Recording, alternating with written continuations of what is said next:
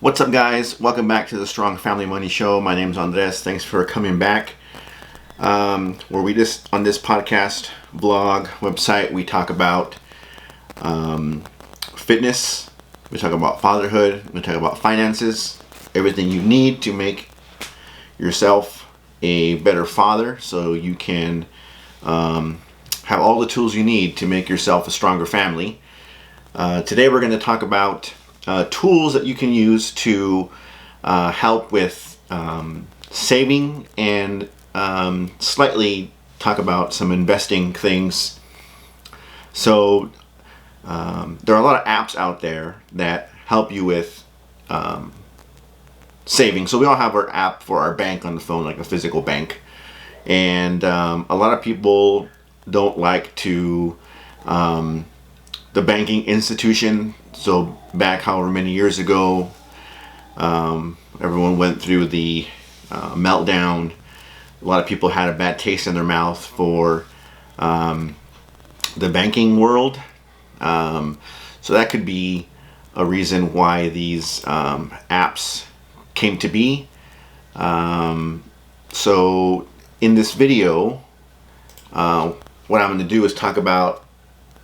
So I made a list. So down below you'll have a link to a blog post I wrote that gives you the full list of the 5 apps that I researched that are good for saving, investing. They're like online banks, they're not physical banks, so there's a lot less overhead. And a lot of people may be weary about investing or using an online. I've used an online bank for quite a while.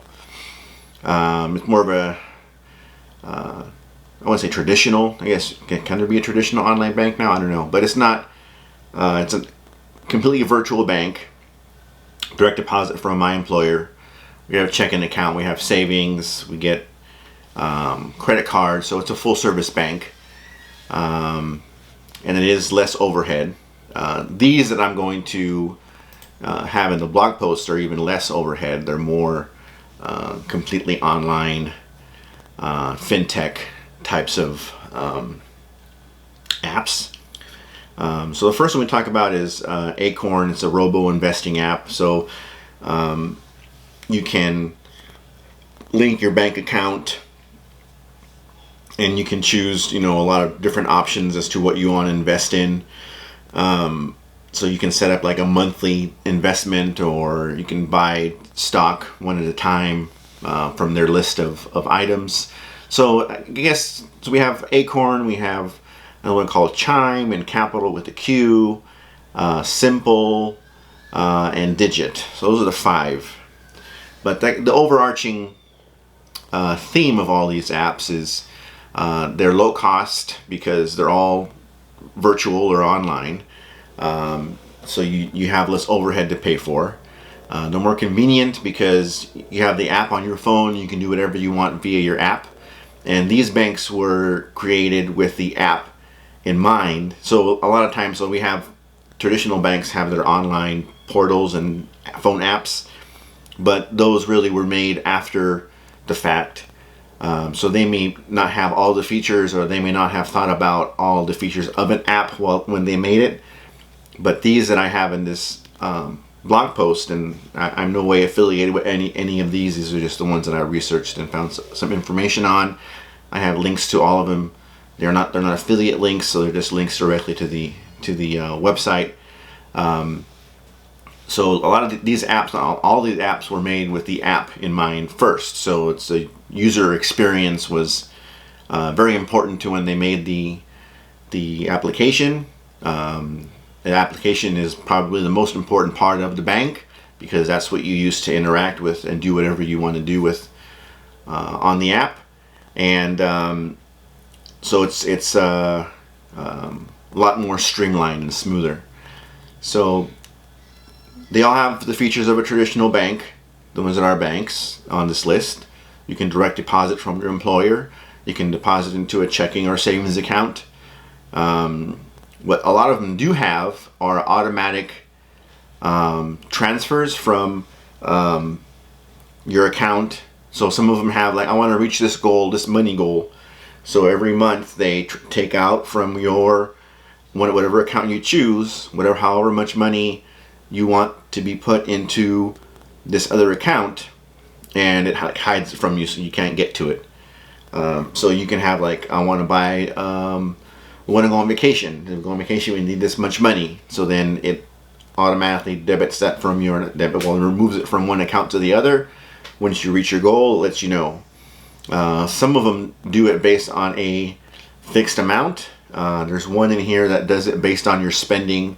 So they know on average, like around this time, because of all the bills you have to pay, whatever, you usually spend this much. So we're only going to take this much out of your account this time because you have to pay for this other stuff. So there are some that are intuitive that way. Some that are just straight dollar amount to your other account for savings. Some of them are banks that are also investing apps. So you can have your money come in.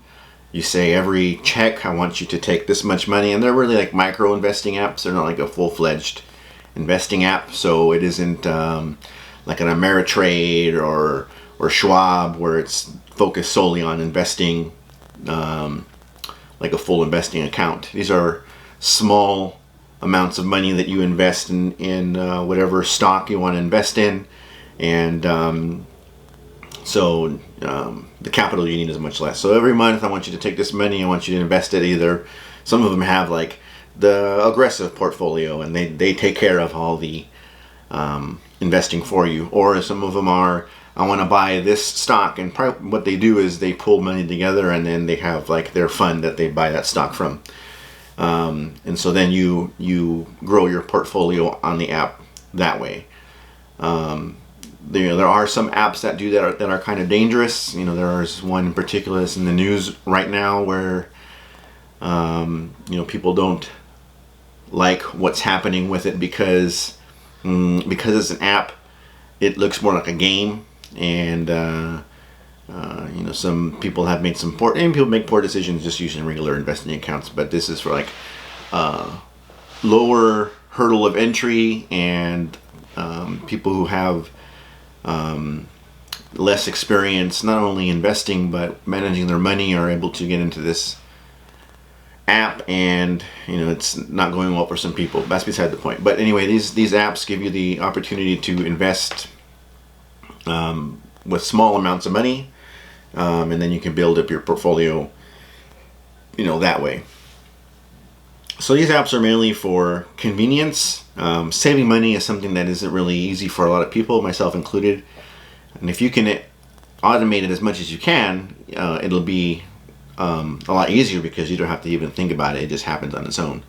So all these apps are designed with that in mind, where you just, you have the ability to use it as a traditional bank, but you also have the ability for it to take over and help you out with your savings and your investing, where it's all behind the scenes.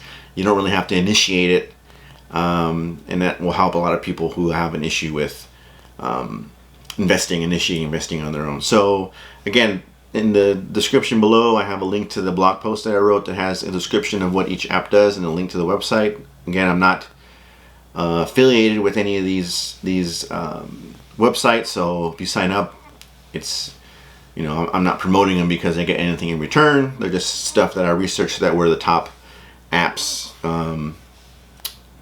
per the research that I did. Anyway, hope that helps. Hope that helps you with your finances so you can help your family. That's what we're trying to do on this show, is give you as many tips as we can so that you can strengthen your family, improve it. And it's a long haul, so you have to have as many tools as you can in your toolbox. Anyway, down below, I also have a link to a fitness book that I wrote. So if you put your email in, I'll send you this free fitness book and some other extra goodies that I have. It's a 30-40 page book that I wrote just on the stuff that I use to get in shape, because fitness is a big deal for dads, you want to be in shape and last as long as you can, be as well as you can in the long run for your kids. And so if you sign up, leave me your email address. I'll email it to you for free.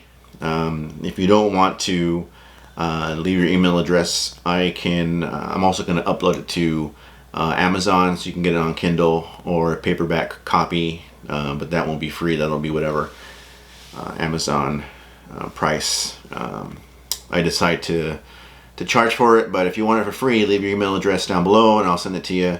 Thanks a lot, and I'll talk to you guys later.